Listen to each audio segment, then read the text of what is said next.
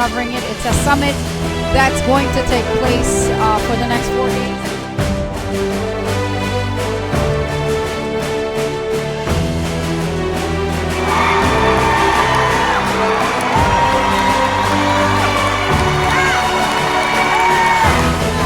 Thank you, America First! Thank you, Stop the Steal!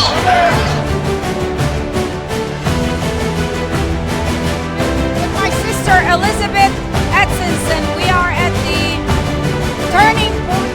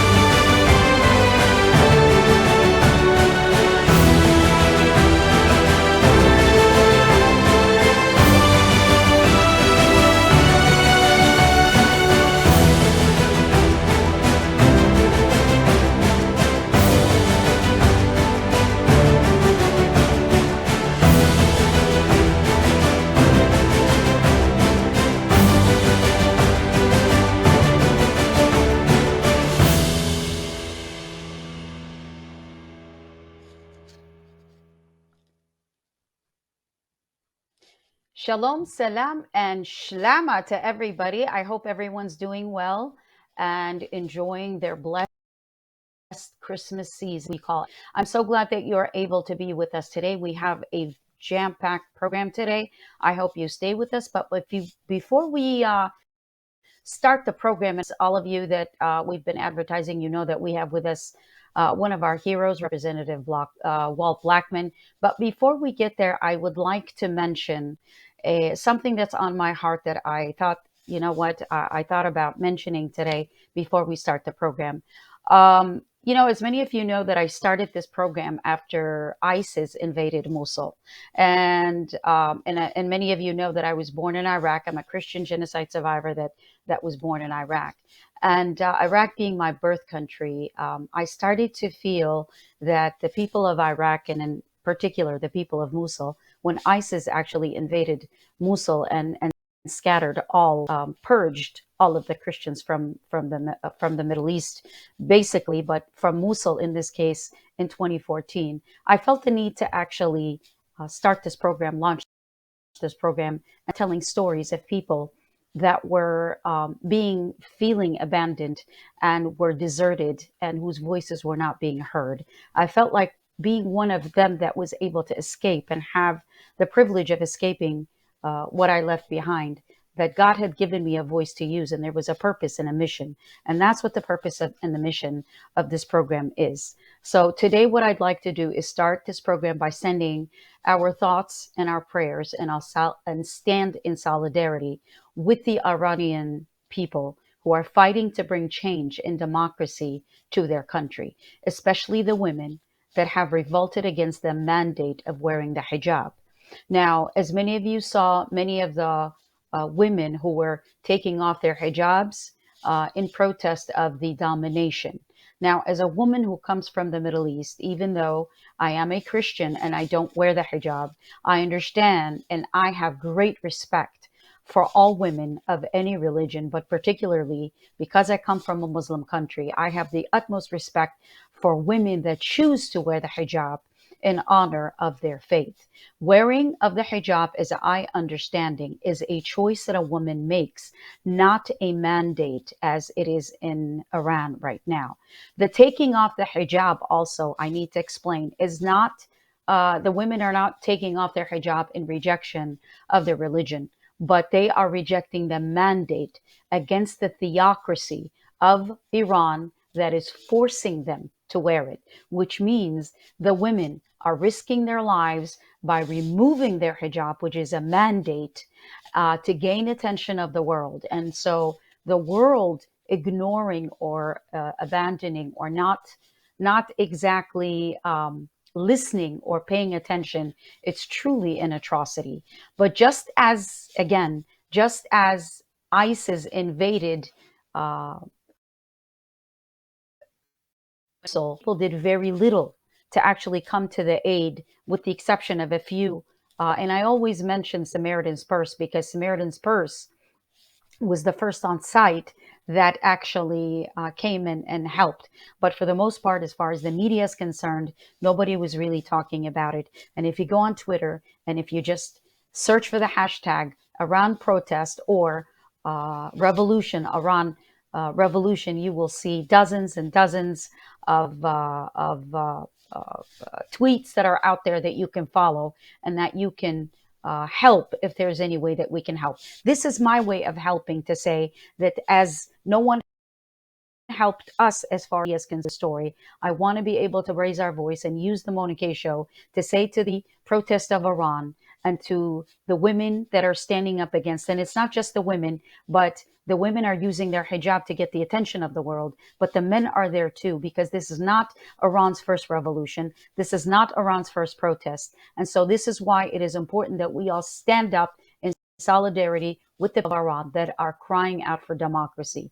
The world seems to hear the names of the countries names of Iraq, Syria, and they get fearful and they think, oh, we'll just let them deal with the things on their own because you think that we are all terrorists. I mean, I remember a time when 911 happened and 9/11 happened in New York City. And when I told people that I was from Iraq, they looked at me differently. So please, let's understand this is the 21st century. Let's look at the situation. Let's not throw out the baby with the water. Let's not think all of the people that come from the Middle East are terrorists. Iran right now is fighting for its democracy. I know there's a theocracy, the theocratic government that's in place right now, but they're not all of the same mind. They are fighting for democracy, and no one knows that region more than our honored guest that's with us today. Of course, he's a brother and, of course, a hero, and he is the Arizona representative of LD6, Representative Walter Blackman, who's back with us on the program. I want to welcome you, Representative Blackman, and I want to get your reaction to what's going on in Iran, first and foremost. Well, first of all, thanks for having me again on your show, Mona. It's always a great time to be able to speak with you and talk with you about politics, and I like to be able to visit with you. And my hats off to you for all the great and wonderful work that you've done. When you speak about Iraq and you talk about the experience that you had during 9/11, and when people were actually being quite mean and quite disgruntled. They didn't know you as a person. They just took your culture and lumped it all into one. I fought in Mhm. Iraq in 2004, fought in Fallujah, where the insurgents actually had you were talking about. And not everyone is an insurgent, and not everyone wanted to do ill to American service members or soldiers in the Middle East or in Iraq. There is a few that have an ideology that it's hard to defeat and that are willing to kill Americans by doing that. But not all of them. And I ran into many of Iraqi citizens in Iraq during one of the most bloodiest conflicts since the Vietnam War, the Tet Offensive, and they're just wonderful people. So we can't just put everybody in one box. And it's a shame that that happened to you.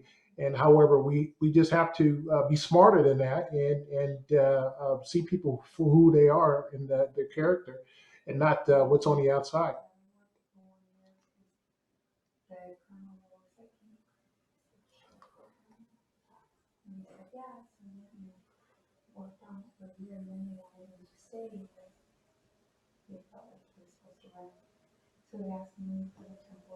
And I want to thank you again for being on the program, and thank you for that perspective. I know you had many tours of in Mosul, particular, and you've had many Yes. experiences there. And I want to thank you for all that you've done, not only on the battlefield, but today that you are as a House representative in the official capacity as a state representative. That I've had the pleasure of working with you side by side to speak about and to work on so many issues and still continuing to work because I know we're going to be talking about the tour that you're on and of course the book that you are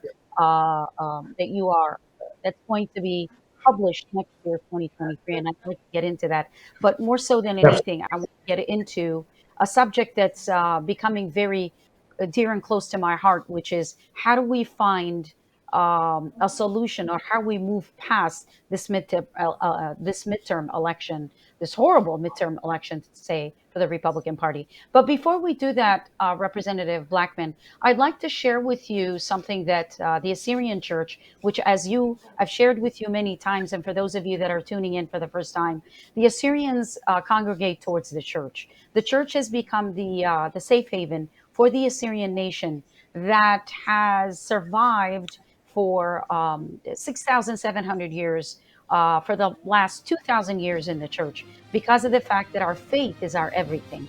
And so I'd like to introduce a word to you today that we use in our church during this Advent season, which is called Subara.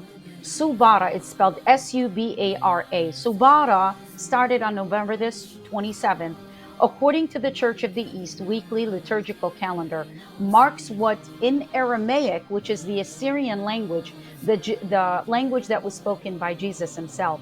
In Aramaic, we call Subara the season of the Annunciation, which is Subara. The virgin birth, the feast of Annunciation, starts the Christian year.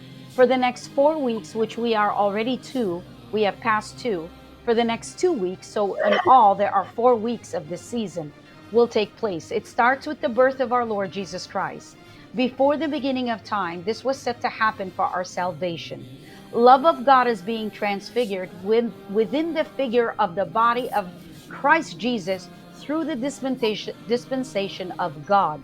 This is God's way of touching us physically to be one of us. This was done to correct the error in Genesis 3 from Adam and Eve. The 4 seasons are as follows.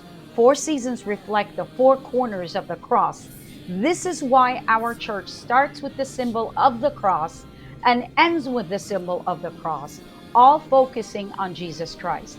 Subara means Feast of Annunciation, known as Advent in the Western world.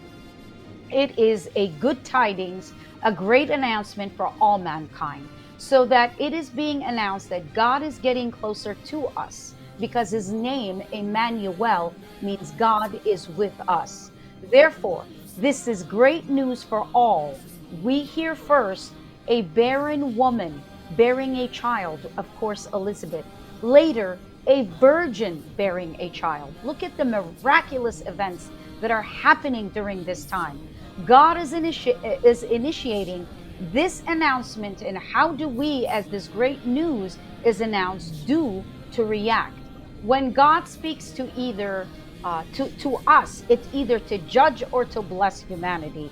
But during Subara, during this Advent season, God speaks differently and acts personally, speaking to give promise of hope. What does the 4 weeks mean as we study the roots from the Old Testament, the book of Genesis? Genesis 3, fall of man, brings on the curse and the promise and the hope of God. Sin enters because man disobeys God's commandment. Chawa, which is Eve, means life. It took life from humanity through Chawa. So therefore, I want to bless you all during this Subara season, during this Advent season, to say, blessed be the Christ that is coming among us, that is being birthed from a virgin woman. And it is fine and glorified to say, Merry Christmas to one and all.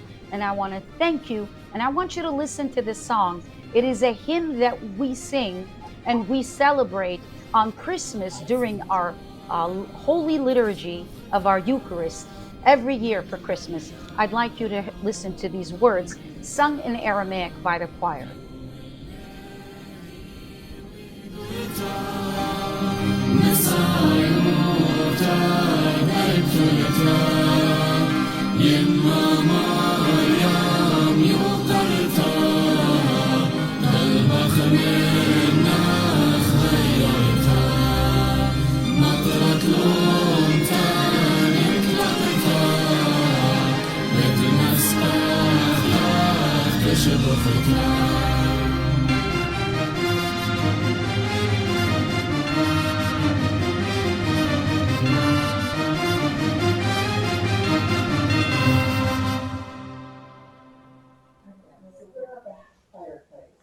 What do you think of that song, Rep? Loved it. I loved it. And your message is it's spot on, and it's important that people really take it and let it resonate and let it simmer in their hearts and their soul, because we really need that, in particular right now, the way the political environment is in our country, and you couldn't have said it better. So thanks for sharing We that need to. with me and for your viewers. So I'm I'm so grateful to be glad able to that you do that. enjoyed it. Thank you. We need to draw near to God, and as an American, as Americans, we have freedom of faith, and regardless of, what faith you worship. Like I said, with the women in Iran, and being as a Christian, growing up in Yeah. a Muslim country, I have sisterhood with many different women and many different brotherhood with many different individuals that worship many different ways. But nevertheless, we are, as we always say, we are children of God. And in America, we seem to forget that all we need to do is get on our knees and pray to the God that we worship. And I think God will hear us from heaven, and will heal us and will help us and will aid us and will bring us together in unity. So I think it's important that we remember to always include God in the formula of our life. And I think we've strayed away from that. You are absolutely right. I mean, again, you couldn't have said it any better. We do need God in our lives, and we need God in our politics because of what's going on in the environment. This hostile environment that we find ourselves in as Republican, as a party, particularly here in Yeah. Arizona, is something that is unprecedented, and Yes. it's Yes, it is. actually a new normal. But it isn't normal. So we really need to find our way back, and I think God is the answer Absolutely. to that. I want to be the answer to Absolutely. that. Absolutely. And again, want to thank you for being on the program. And I know what I never grow weary of reading your bio.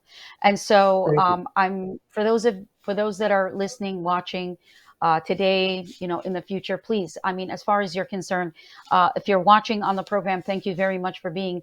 Please invite your friends.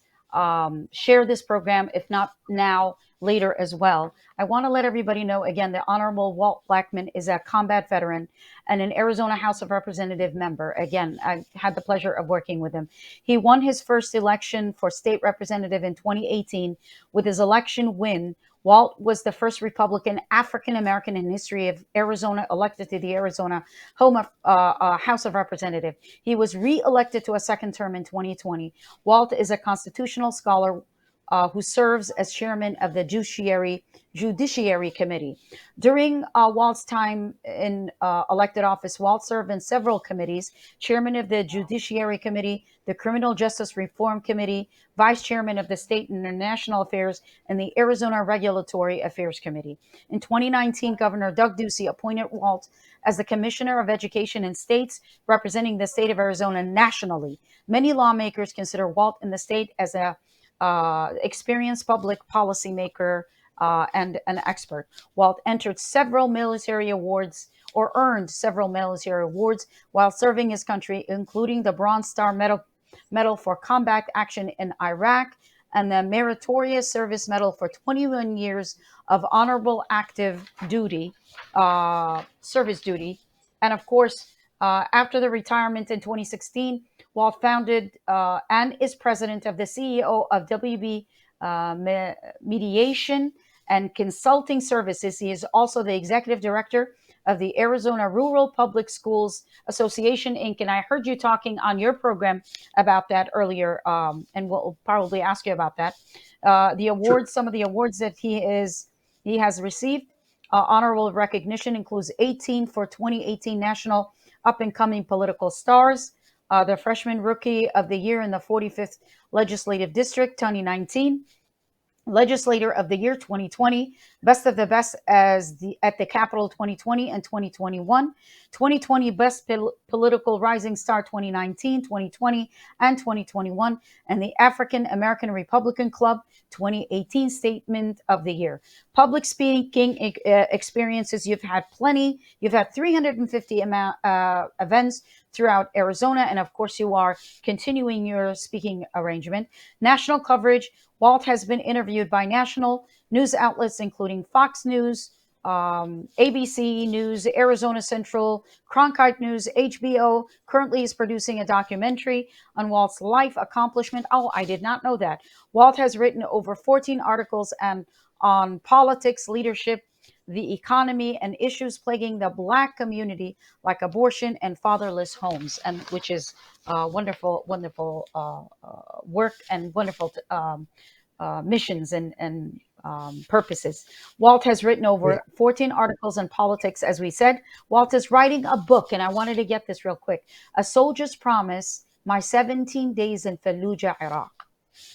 14, A Soldier's Promise, My 17 Days in Fallujah, Iraq, which is due to be released in late March of 2023. A Soldier's Promise is a story about the fight for Fallujah, told through Walt Blackman's experience during the horrific 17 days of fighting against Iraqi insurgents. It is not just a story about fighting in Iraq, but about leadership, sacrifice, personal courage, honor, duty, and keeping a promise. The book explores what it means to be an American soldier at war and home, asks the pivotal question: what does it mean to be an American during these turbulent political times? What a great segue to get into what we are talking about today. But before we start our conversation, I'm going to ask Fred to please, and I'd like you to get your reaction to this, about this new bombshell that is going on, that is going to fit very well into our segment of conversation about how frustrated people are. This is a YouTube segment that we got from Fox News Business. Elizabeth McDonald from the business section of Fox News is speaking with one of my favorite heroes of Congress, Ohio Congressman Jim Jordan, who tries very hard, who is also the House Oversight and Reform Committee. He is in that committee. But I want you to listen to how Elizabeth McDonald pushes back on the oversight and for holding people accountable of all that's going on. Of course, specifically for the censorship that just happened with Twitter. Let's go ahead and take a look at this. Joining us now, House Judiciary's ranking member. He's Congressman Jim Jordan. Congressman, it's a pleasure to see you again. Thanks for coming on. Good to be with you. So You bet. Thank you. what exactly will House Republicans do about this? What are you going to do? I mean, voters have been worried about all this. Yeah. They keep hearing you're going to hold people to account, but that never seems Right. to happen. Well, step one in holding people accountable and stopping this behavior in the future is actually Yeah, but get all the that's facts meaningless. out there. But that feels meaningless. Well, Right, but because I can't.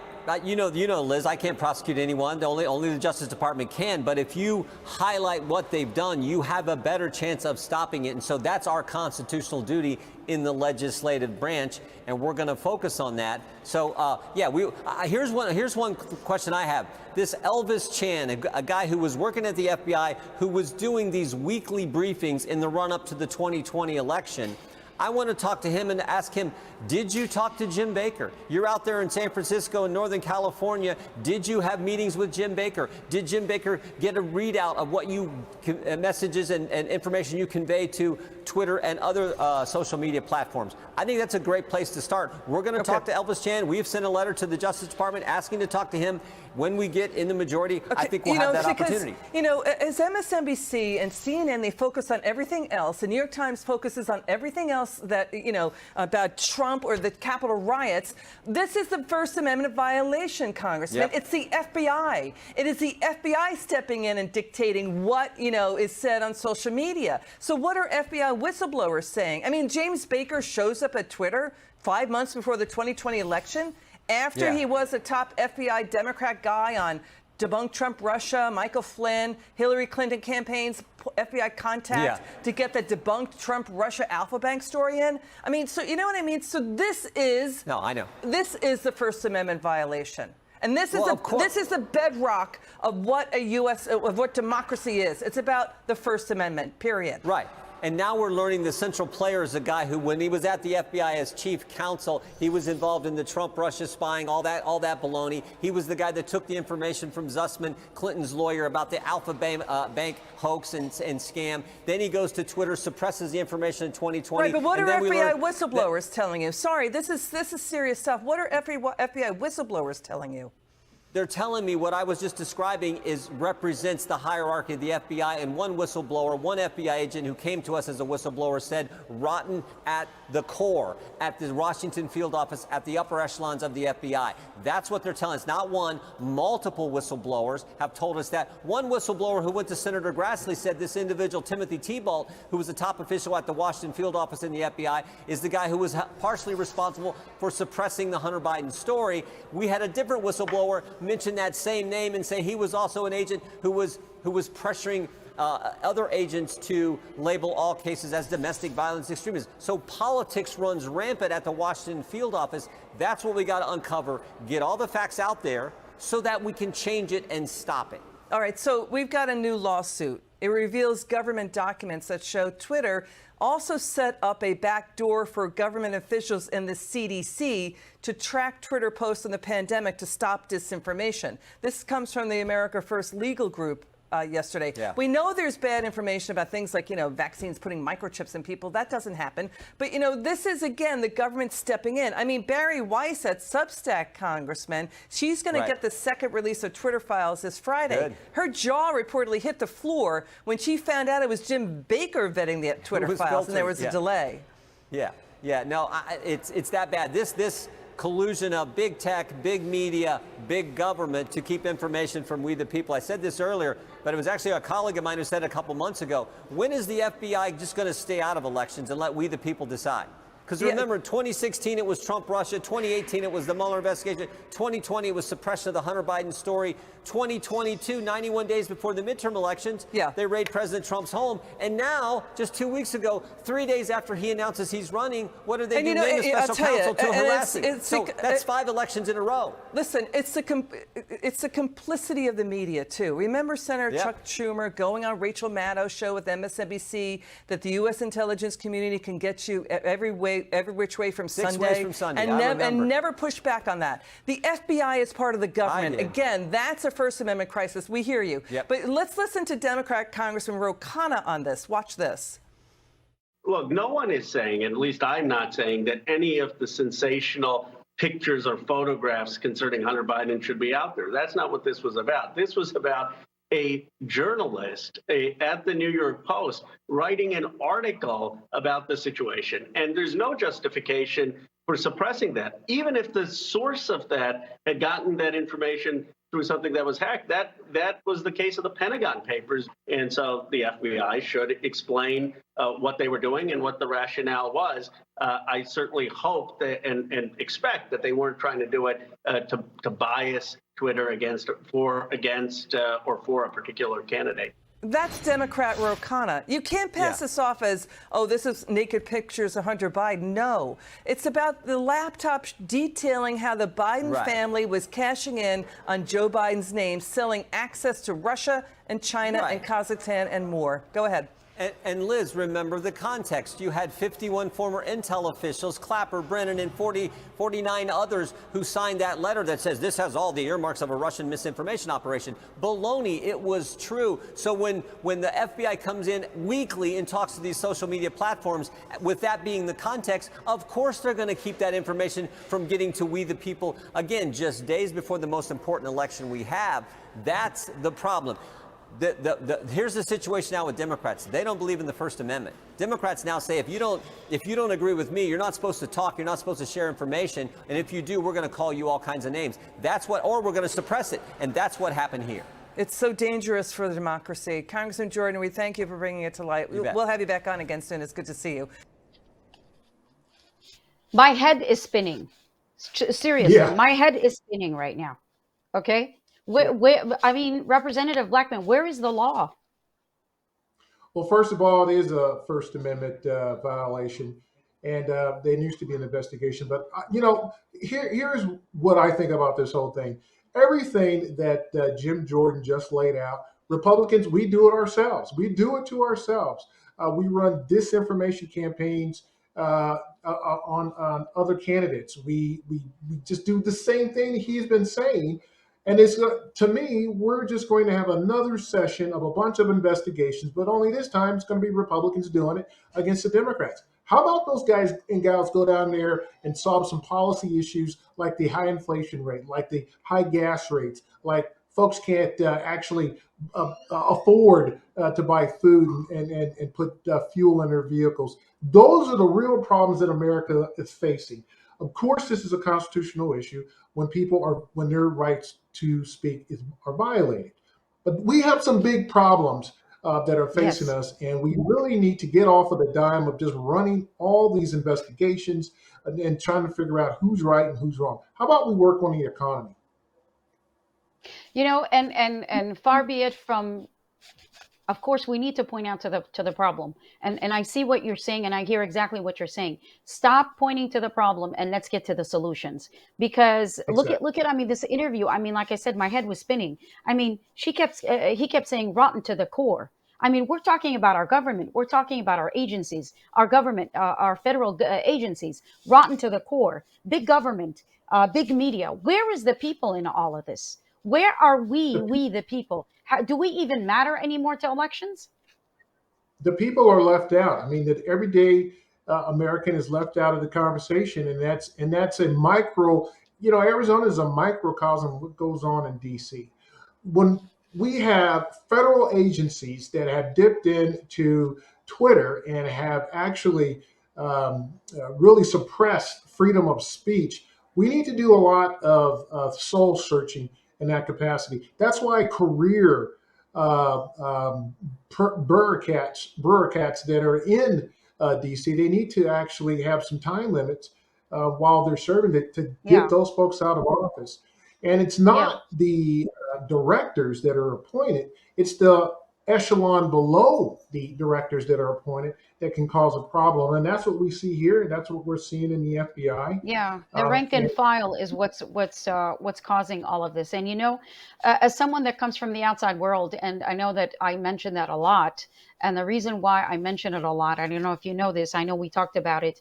I visited the border a few weeks ago because, as an immigrant, I wanted to go see with my own eyes what was going on at the border. And I know that we sure. hear it on the news, and of course, just like everybody else, I sit and watch it on the news. I watch it on TV. But when I saw it, and I took with me a few of my friends that are also immigrants, with the exception of one hero that was a soldier that served this country, was born in this country, first generation Assyrian. It's mind boggling. It's unbelievable. Have you been to the border, Rep? Yes, I have several times. Okay. Yes. And we need to go together, because you and I need to do a program on the border, because the perspective that I got as an immigrant was, I was shocking. And we were very lucky, and I want to thank once again Chairman Jonathan Lyons that was giving us the tour. And we were fortunate enough to have Congressman Andy Biggs there, and we were able to speak to him, and he knows a lot about that. And I know that Congressman Andy Biggs is challenging Kevin McCarthy right now for the speakership of the House of Representatives. But as immigrants who come from the outside world, from dictatorships, from regimes that oppressed us, we came here thinking that we are coming to a country of law, a country that has two-party system of government. Now, why is it that with politicians, and I know you're a politician, but of course every rule has an exception. But why is it with politicians that they live in America, but it seems like Mhm. America doesn't live within them?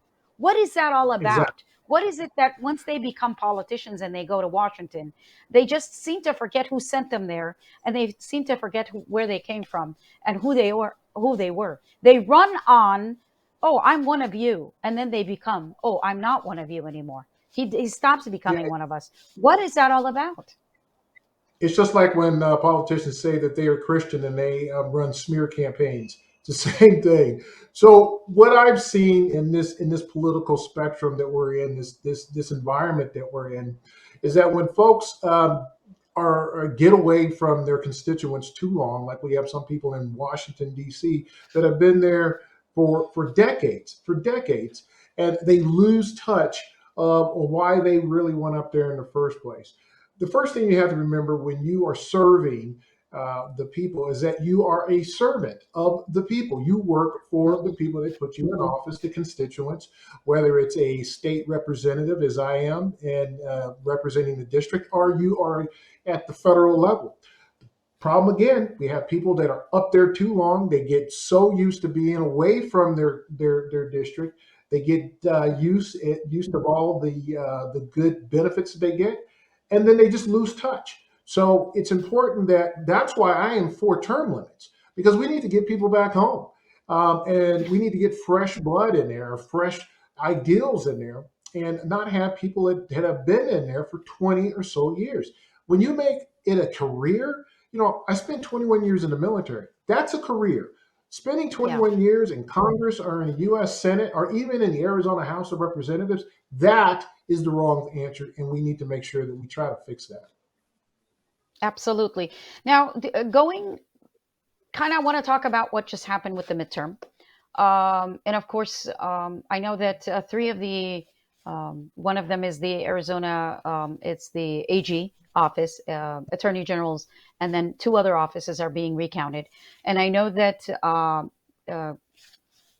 uh, Kerry Lake is the gubernatorial, of course, candidate for governorship, is going to be suing, or she's going to be taking it to court. Now, what do you think Mhm. about the election and what went on? I know that soon to be former governor Doug Ducey congratulated Katie Hobbs for winning the election. What is your perspective on that? What is your thought on what's going on? Well, once again, the governor shouldn't be congratulating anyone until they figure out what really happened in this past election. Some of the issues that popped up was that we had people getting out of lines when the machines broke down. We had people that were in the voting centers, and when the machines broke down when they were getting ready to vote, they were asked to go to another voting center. Problem with that is that the workers in the voting centers did not have an exit strategy for those folks when they left. So when they went to another voting center, they were already registered in the voting center that they went prior. So they couldn't vote. It looked like that they were already voting. So they didn't have a procedure for that. And then the machines breaking down. Pinell County, they had an issue with their paper and with their ink. So there were a lot of issues that went on with this past election. Too many to say, you know what, we're just going to go ahead and call it a day and let bygones be bygones. That's a problem. It's a problem because we need to do a better job at making sure the elections are secure and making sure that people's votes count. And then when people do get in line or they're in the voting center, that there is a procedure in place that if they have to leave the building, that they can go to the next voting center and their votes will be counted. So I'm happy that the Lake campaign is pursuing this just to get an answer, to find out what went wrong and is going to be fixed. Is it going to change the outcome of the vote? I don't know in the governor's race. I do know in the Secretary of State race that race he lost too many votes. Mark Fincham lost over 100,000 votes. So that's going to be kind of hard to measure.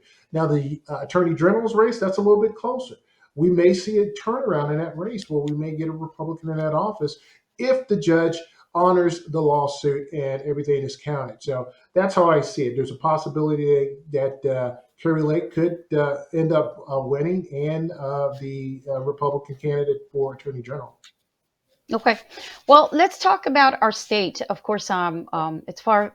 I mean, we can talk about the federal level, but I mean, if you can't, as the Bible says, we need to put our house in order. If we Yep. cannot take care of Arizona, Arizona cannot become feasible to be able to have the strength and the partnership with the federal government. Of course, we are called the United States of America, and many people seem to think that, I want to vote on the federal level. We seem to kind of put aside, just like with one of the subjects that I want to talk about, which is the school system, the council that I said that we need to talk about. I know I heard you talking about one of the committees that you, what is it that you, Public, there it is. Director of the Arizona Rural Public Schools Association, Inc. It's very important that there are many, many different facets to the local level that we need to put together and we need to take care of before we go to the federal level.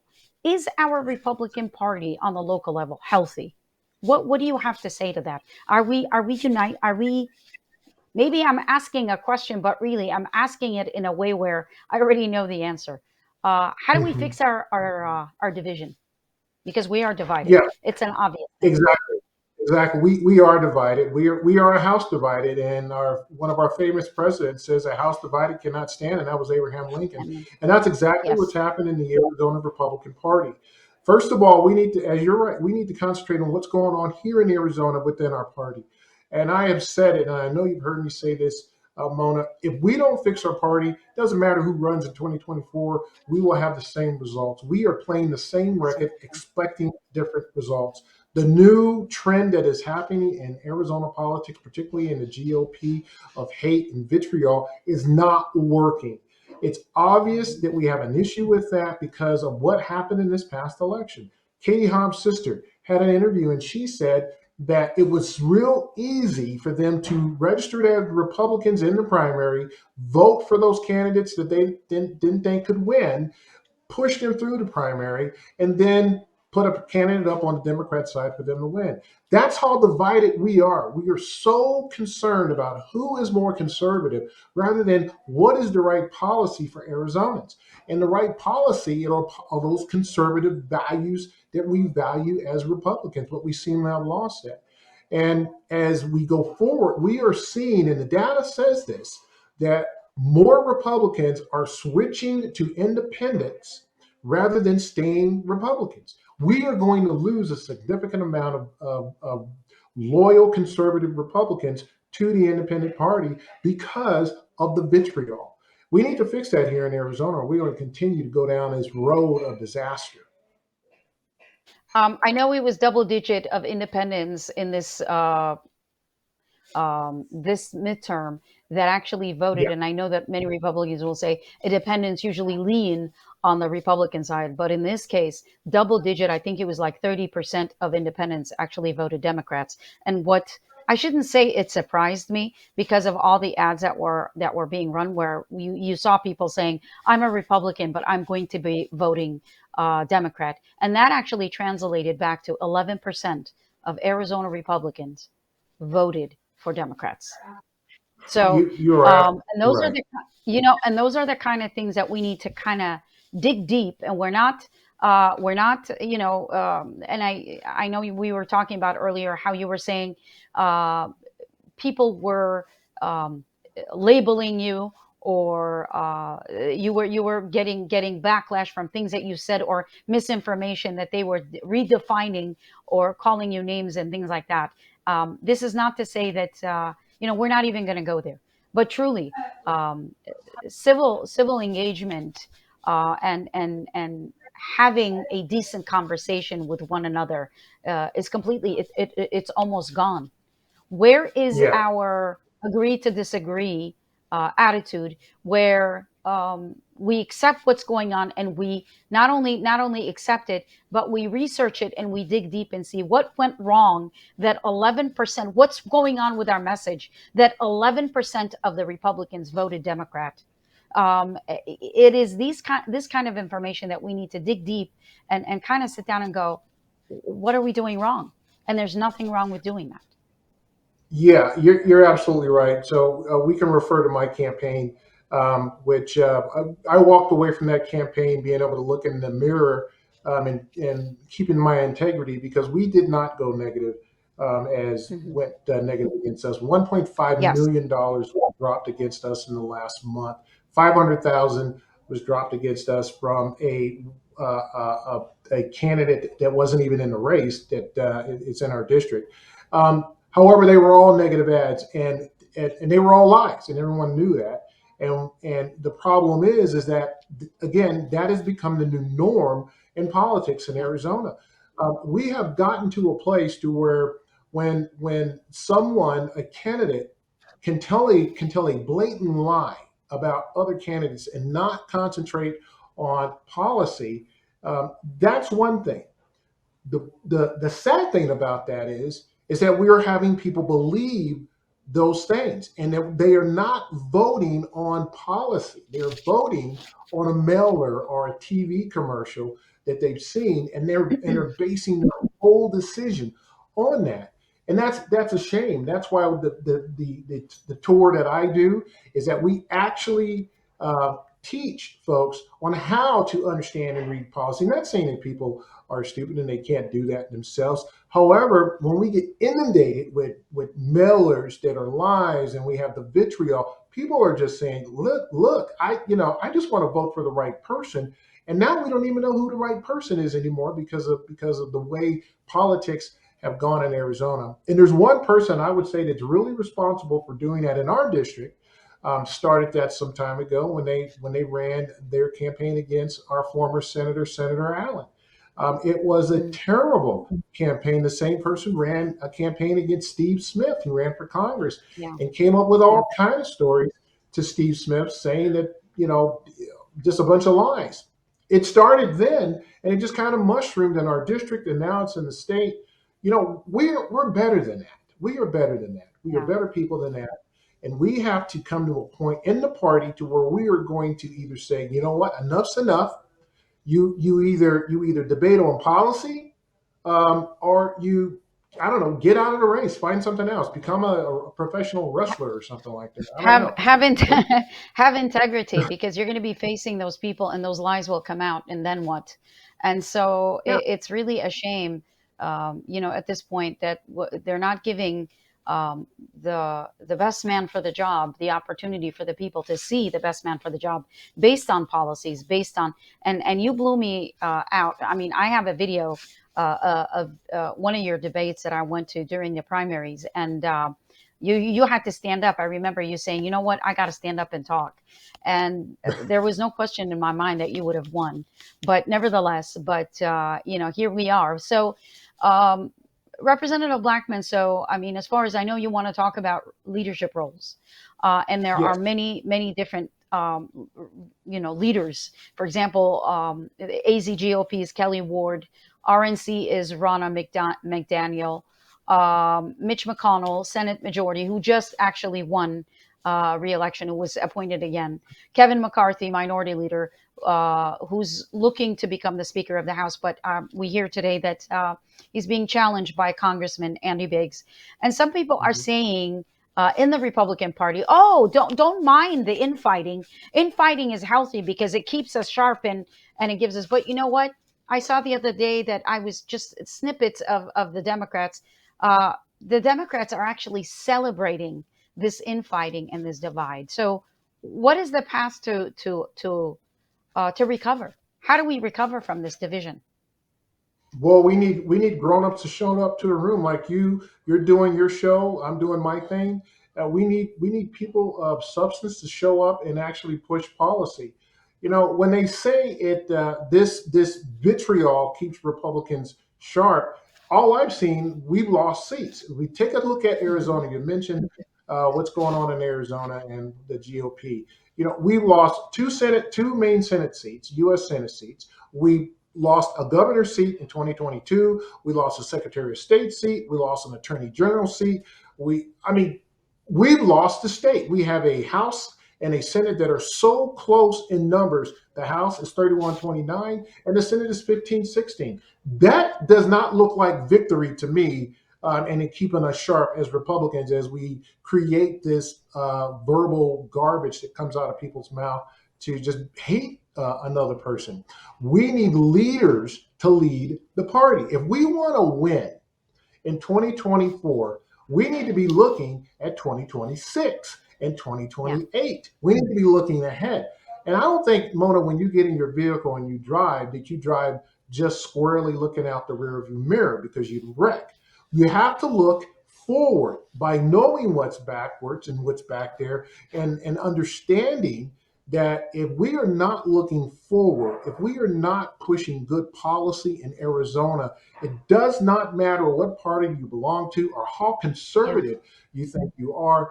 Bad policy means bad policy for Arizonans. We need leaders to step up. We need leaders to come to the plate, and we need folks to be able to risk sounding liberal, but also saying that they respect a person's right to have an opinion without calling them names. And and we've got folks that don't want to run, or we have folks that don't even want to say anything for fear of somebody's going to call them a rhino, or they're going to call them a McCainite, or whatever is out there. How about we work on good policy? We elect good Yes. people to do the job, and we take care of Arizona. Absolutely. Talk about the issues. Talk about what's going on. Talk about the border. I mean, we're a border state, Arizona. One of the biggest things you would think that Democrat and Republicans would be on the same page would be this border. We have people, fentanyl. We have illicit drugs. We have human trafficking. We have so many things going on at the border, and I would invite everybody to go there because I don't think I mean, there we are. We're about an hour and a half, about 2.5 hours away. You know what? Get in your car and go over there and tour the border and see what's going on in our country and see it for yourself. Now, Rep, you said that when leadership promotes unity, people know they're cared for and valued. Explain that a little bit, please. So when a person knows that you care about them, truly care about them and their situation, then you are showing leadership. What I've learned in the military, a leadership challenge, is getting people to do what they wouldn't normally do under normal conditions. What we Yeah, are seeing right now are not normal conditions. We are yeah, seeing a narrative that is driving the Republican Party, and it is driving the Republican Party off the cliff. It makes no difference to the Democrats if we drive off that cliff fast or slow. They know we're headed for the cliff because we are driving the very vehicle to go to that cliff. We have got to do a better job at taking care of our party within the state. I know folks are concentrating on the national issues in the national arena. However, we are a sovereign state. We need to be looking at things that are going to be coming across our vision pretty soon here, because if it hmm doesn't turn out good for us, the abortion issue. The Supreme Court did away with the abortion and pushed it down to the states. Are we going to see in a tight House and Senate with a Democrat governor? Are we going to see abortion laws shift from conservative values of protecting life all the way to the left, where a person can commit, wow, and I say murder, using infanticide? Are we going to see those things? You mentioned it. The border. We have fentanyl coming through the border at an alarming rate. We have police officers that are being assaulted, and so on and so forth. But we are talking about the wrong things. We are talking about who's more conservative, and we have kids that are dying from fentanyl in places like Yavapai County.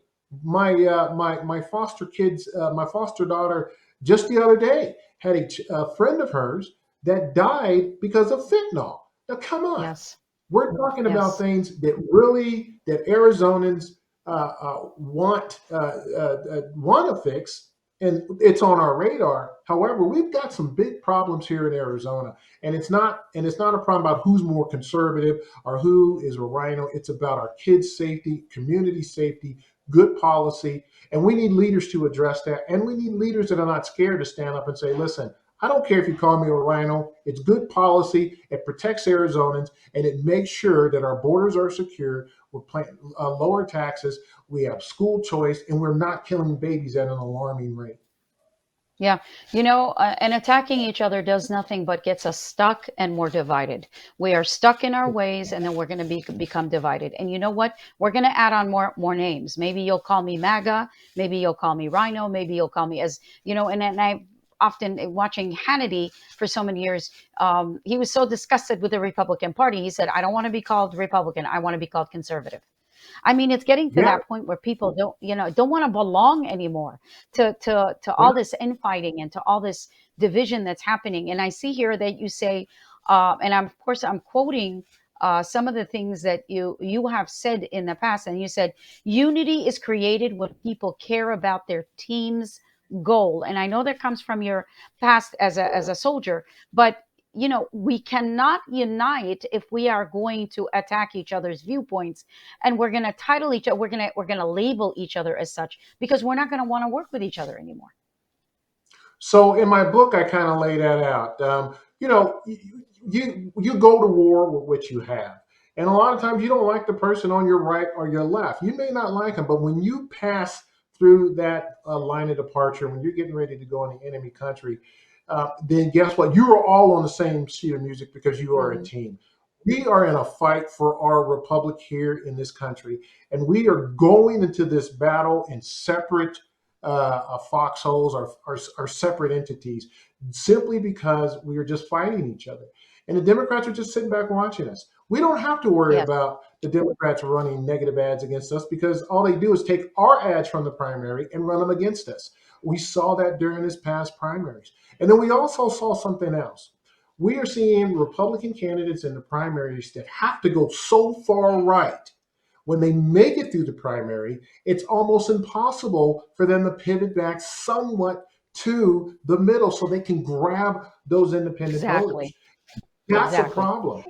That's a Yes. problem. And if we're not going to address that and see that we are actually losing our own elections by pushing our candidates so far right to the extreme that they can't get back when it's time for them to go into the general.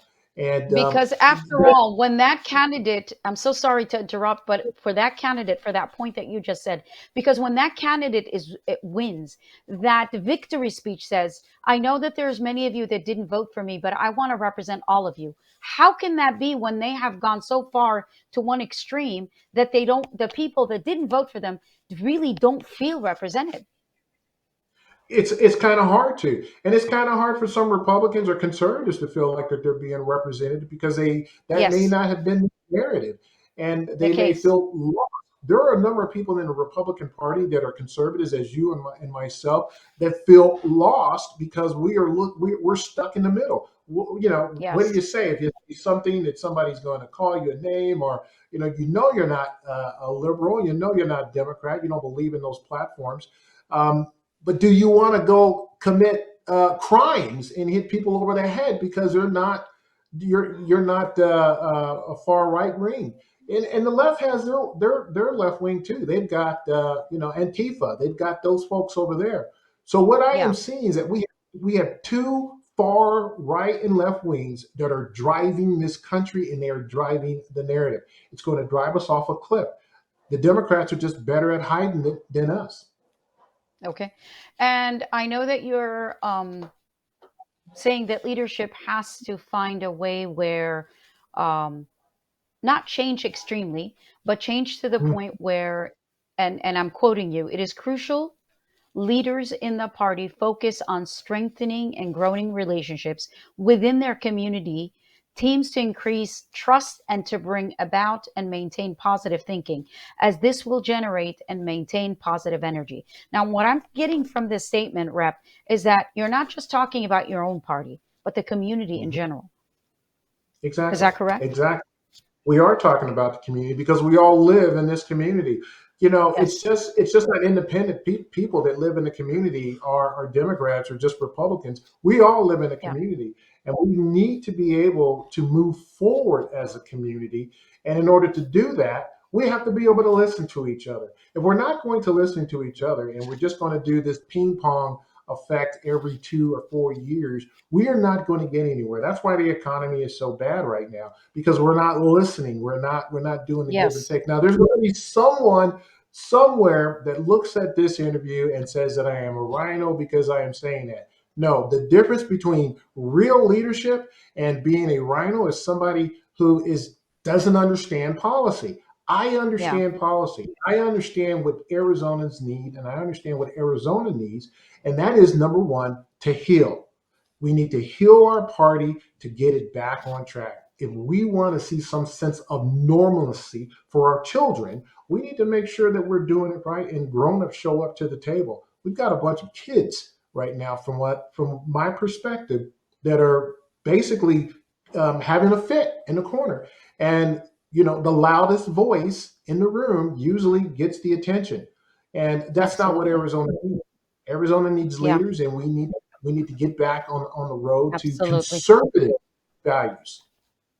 For those of you that want to ask Representative Blackman, you know what? It's an opportunity. If you have any questions, please go ahead and ask us. But I do have Sonia Yonin, one of the viewers. This great interview. Please continue fighting the good fight.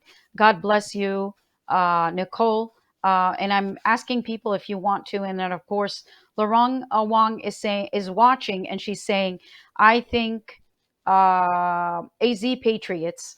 She's also saying, great job. And of course, my brother Sargon David is here. He says, I think the Republicans are divided, conservatives, mega, rhino. And why are we divided? And so if you're just tuning in, Sarge, Rep just explain that. But let me see, I mean, as we go along, that question, of course, and they're all asking, why are we so divided? Because it seems like, and in our own group, and you know our Assyrian group, now we Yes. experienced where when one person has an opinion and we're speaking up and saying, I think this is the reason why we didn't win, because we are all shocked that not only have we lost our two senatorial seats, we lost a gubernatorial race, and of course, a bunch of other races that we are losing just about. And so we're all frustrated. And so out of our frustration, we keep speaking. And of course, each person is kind of, it's a tug of war now within the Republican Party. And so that's why my brother is asking right now, why are we divided? But I think you kind of hit the nail on the head, is that leadership has to bring us together. We're looking to our leadership to say, you know what, we're all one and the same, we need to come together. And I want to get to your next point. It's a which I think is in your book, which you say, without positive energy in the Republican Party, you won't get very far, no matter how much pressure you apply to others that align with your ideology. And I think that's one of the things that can answer the why we are divided. Well, I mean, in your opening, when you talked about your home country, when the mandate for the headwear for Yeah. females, that's a mandate, and if you don't do it, you're off. You're off the farm.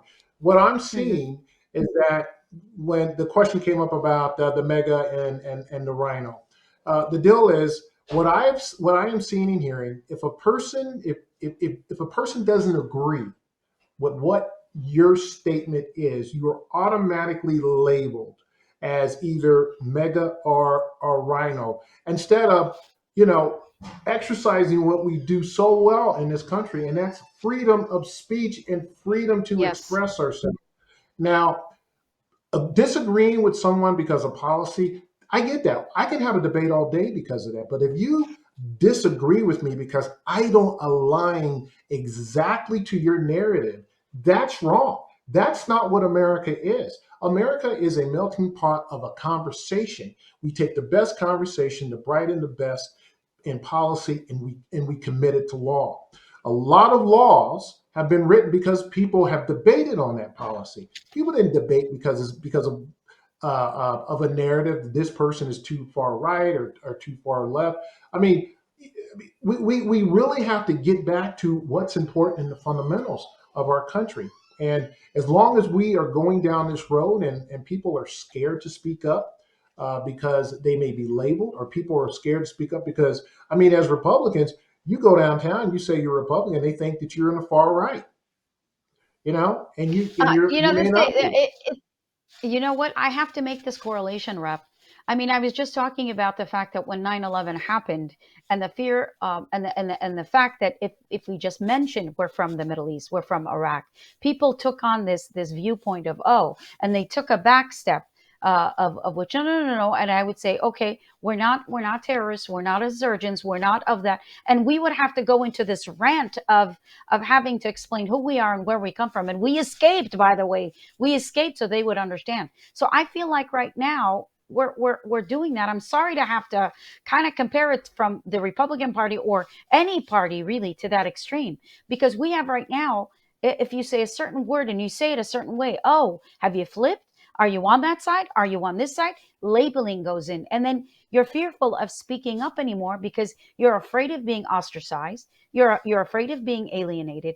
And what is that all about? And I want to come to your next point, because I think what you just said perfectly aligns with what my next, or actually it's your quote, but I want to say respect difference of opinion of party members in the AZGOP. Listen to team members, consider their ideas, and have a dialogue with those who differ. What happened to that? We We used to don't be, do it. I've often been saying, and I don't want to throw this in people's faces all the time to say I escaped, but it's true. We escaped a totalitarian government that silenced us. So now we come to a free country that has the first, the Second Amendment, the freedom of expression, and now you want to silence me? You want to label me? And that's in our own party. We're folks are being silenced because they are not with the rhetoric that's out there, and that's sad.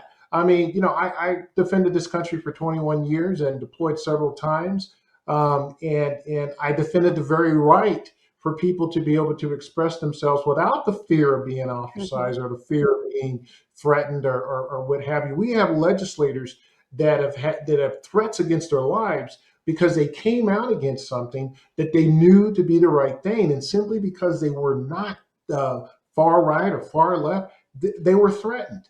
So, what we need to do a better job at respecting each other and building these teams, particularly in the Yes. Republican Party. If we are not building each other up, we're not building teams, and we are just solely concentrated on who is more conservative or what have you, we are going to continue to get what we get. This is a preview. This past election should be a preview that does not work. And now I'm not saying that we need to go crazy left. I'm not saying that. We need to get back to the basics. The basics are policy. What is good conservative policy? Exactly. And if we're not going to do that, if we're so concerned about who's more this and who's a rhino and who's this, we're going to get what we get. The And we fact got that it. you have to, the fact that you're on your speaking tour, you are speaking about these points that I'm reading. Explain your position respectfully and give them an opportunity to express their positions. Be aware of your body language. Sometimes it may speak louder than words. Never denigrate those who have a different opinion or idea if they are sincere in their beliefs. Speaking ill of those with whom you have a difference of opinion is divisive and only reflects poorly on you as a leader. Are we in America? Is this America? Yeah, That it's we crazy have that I to, had to ask you that. I mean, these are common sense points, I understand, but it seems that we have escaped. We have drawn so far away from that you have to tell somebody your body language is speaking to me louder than your Exactly. words. I mean, this is unbelievable. Yeah, and it's the fundamentals. And then I've had people who have read some of the stuff that I've written, like that article, and said, "Well, you sound like a Democrat." How do I sound like a Democrat when I'm saying respect and dignity? Okay, how do I sound like a Democrat when I'm saying we do need to put the country first, and we put the country first by following our principles and our values and our conservative thoughts and our conservative principles, and that is who we are as America. Now, when we are scared to say anything because of the potential of being ostracized, as you said, and in some cases, folks have been threatened, their lives have been threatened. When folks are Yes, scared to say anything, that is a suppression of the First Amendment. That's a yes, suppression. Now, I will tell you, um, we cannot. I'm sorry about my dog. Sorry about that. that's okay. Um, we cannot change the Constitution to fit a narrative, and that's Yes. what we are seeing. The Constitution is not a living, breathing document, and we can't change Yeah. it to fit a narrative. And folks have to see that. Yeah. And so my brother, again, very vocal today, Sargon David is saying, I feel that I'm in a third world country when it comes to our election. Why can't we fix this issue so we, the people, vote for who we want? And I'll add on to that, and that we are assured, because I don't know how many times I heard the campaign, of course, saying, make sure not only you voted, but make sure your vote counted. And I have gone through, and every time I heard that during the time that they were counting the votes, and of course, we didn't find out who actually won. And we still don't, by the way, because there's going to be litigation. But nevertheless, I mean, all throughout that week that we were still wondering who won when they were counting, I heard the campaign saying, make sure your vote counted, make sure your vote counted. How are we list? And I went down and I had to make sure that every one of the votes counted. How do we go about having election integrity so that we can believe in the elections again? Because, and I have to say this, Rep, because going far back when the Iraqi elections, when Iraqis finally got to vote in an election, I being, and my brother, of course, that's questioning right now, being expatriates in my family, all all were able to vote out of the country for Iraq election. It was only after we escaped that we were able to have the right to be able to vote and stick our fingers in that bottle of ink and stick it up to say I voted. And I so saw that. there was so much corruption, and still is, and we've covered the Iraqi elections for years. And so for us to be talking about election integrity again, this is what my brother, who's also born in Iraq, of course, is talking about. Why do we feel like we're living in that third world country where our elections are being questioned now? Well, a lot of that is because when you have policymakers as myself write legislation, I took a piece of legislation from Florida. It's an piece of legislation that was signed into law by the governor in Florida, DeSantis, passed in the House and the Senate, and it's an app that actually follows your ballot, follows your vote to make Wow. sure that you have voted. And because a person in my district thought that I said that I was a rhino. He wrote a bunch of letters to legislators saying don't support anything that Walt Blackman does, and that bill that could have actually helped secure our elections did not get heard, and because somebody wrote that I was a rhino or they told a lie, and then folks didn't want to get connected to a piece of legislation that would have actually helped our election. Another Wow. piece of legislation that I co-sponsored and that John Fillmore wrote was 2289. You know, that was a piece of legislation that was going to secure our elections. They were going to make sure the ballots were accountable and that votes were counted, and we would have known who won, not 2 months later, but we would have known who won probably within that week. And that one didn't get heard. So because he was ostracized and somebody said a bunch of negative things about him, saying that he was a rhino or this or that. So the folks that are saying that people are rhino and are stopping legislators from drafting a good sound policy like to protect our elections, they're getting drowned out by these people who are controlling the narrative. Yeah. Another problem that we have is that, and I'll say this on your show, we had two folks that went around the country. One of them ran for Secretary of State and lost. Went around the country and said things that were not true and raised millions of dollars and did not produce one piece of legislation to fix what he said that he needed money for. To me, Mm. that's fraud. You don't need money to write legislation, and you certainly shouldn't go around the country getting money from people to do something like that. People have lost trust not only in the system, but they have lost trust in their elected officials. That's why we need the type of leadership that can take those hits and say, listen, right is right, wrong is wrong. I used to have a sergeant major who used to say, choose the hard right over the easy wrong. And sometimes as Mm. conservatives, we have to do that, but we need courage to do that. And I've been doing that my whole time. Absolutely. Choosing the hard right over the easy wrong, regardless of what people Absolutely. label me. And we're witnesses to that integrity that you have, Rep. And this is why we continue to work with you because, and I've often said, as Assyrians in your district, there are no really, I mean, maybe zero, maybe zero. I'm thinking maybe one or two, but maybe even zero I agree. constituents. But you have always looked out and you have always been a friend to the Assyrians.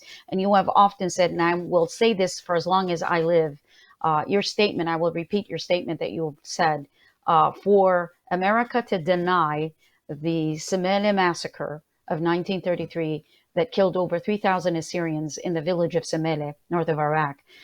For America to deny Semele is the same as America denying slavery. And I want to thank Exactly. you for being this, for spearheading the resolution for the remembrance of Semele, for the recognition, for Arizona remembering and recognizing Semele as a massacre where even our own country, our birth country, where it happened in Iraq, has not recognized that as such. And I want to thank, of course, previous senator, former House leader, Senator Rick Gray, for also doing it on the Senate side. But nevertheless, you will continue to be a hero to us and to me personally. And we will never be able to pay our gratitude or give you enough thanks for all that you do, because this is how we know your heart is in the right place. Because if you were out there for the votes, you would have done it for the votes, but you have received no votes from the Assyrians, because we all live on the west side in Phoenix and surrounding areas, mostly. But truly, you are a hero. You are a champion. You are a lion for Arizona, and hopefully in the future you will go to Washington and represent a greater amount of people. God willing, God is with you. We will also be with you, and our prayers and our thoughts are with you. I want to end our, and I know I want to thank you. I took so much of your time, but I never, Oh, you did. I enjoy talking to you so much that, and I'm glad we were able to do it on this program. This last point I want to end with, you say we can achieve unity even when not all in agreement with your decision or position. If you, others feel they are heard and their ideas are respected. And again, it ties in beautifully with what we've been talking about: respect, honor, agree to disagree, be able to express your message with respect without having to offend others. We need to get back to that, and those are the basics. And those are the basic. There is no need to be rude. There's no need to offend someone, regardless of the fact if they're Democrats or Republican. And I'm glad there are a two-party system. Why? Because when one party loses, they have to sit at that point and figure out, what did we do wrong, rather than attack the other and say, oh, not my president, oh, not my governor, or not my you know what? Once we are assured that the results are valid, we need to move forward. And you said something very, very, very accurate, and I think we need to apply it. We need to heal. We need to heal as a state, so that we are in a good position to be able to be a good state for our federal positions, so that we can be a better country, a better state, to be a better country. You're absolutely right. Thank you. So Thank you very I much. appreciate. Your last words.